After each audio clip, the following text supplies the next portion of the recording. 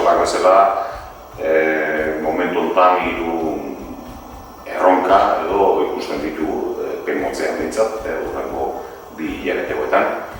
Alde batetik garbi ikusten dugu osasunak badukela bere lehentasuna eta hortarako bai erabaki dugula aldan neurrian, ezin da kaso guztietan, baina bai aldan neurrian behintzat gure langile guztiek etxetik lan egingo lukete.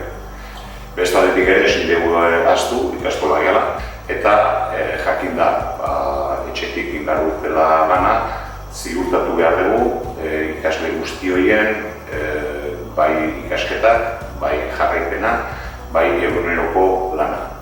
Hortarako ikastolen elkarteak badauzkagu baliabide digitalak, genuzken baliabide digitalak ikastola eta gurekin lan egiten duten ikastetxe guztien eskuetan jarri ditugu, inolako kostorik gabe.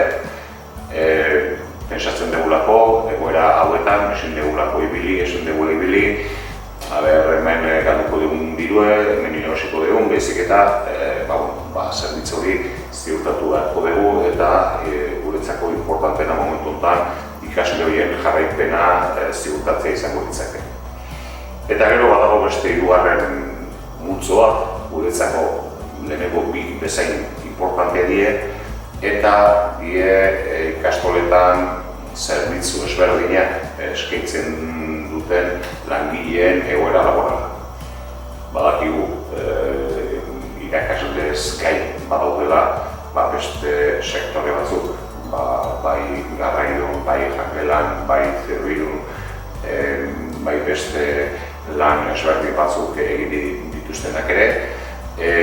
Horien finanziazioa ez dago ziurtatuta momentu honetan, baina egoera horren aurrean gure ustez ikastolok erakutsi behar dugula, betidanik erakutsi dugun bezala gure elkartasuna. Eta gure aholku ikastola guztientzat izan da langile guztiei berme eman behar zaiela, hemendik ikasturte batu arte, beraien eskubide laboralak ez dituztela inolaz ere galduko.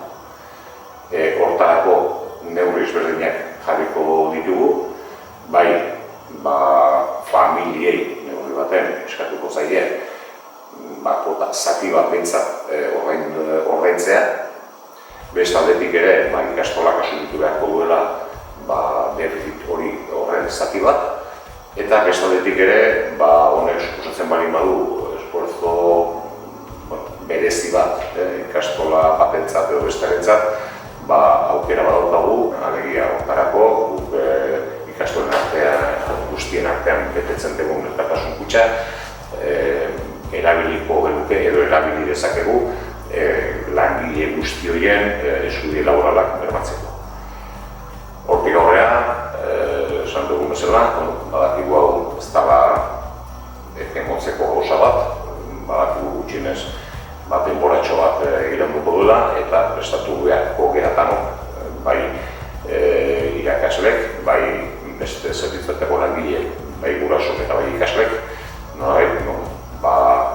aldan erantzun egokiena ematen egoera honi beti ikastoletan izan dugun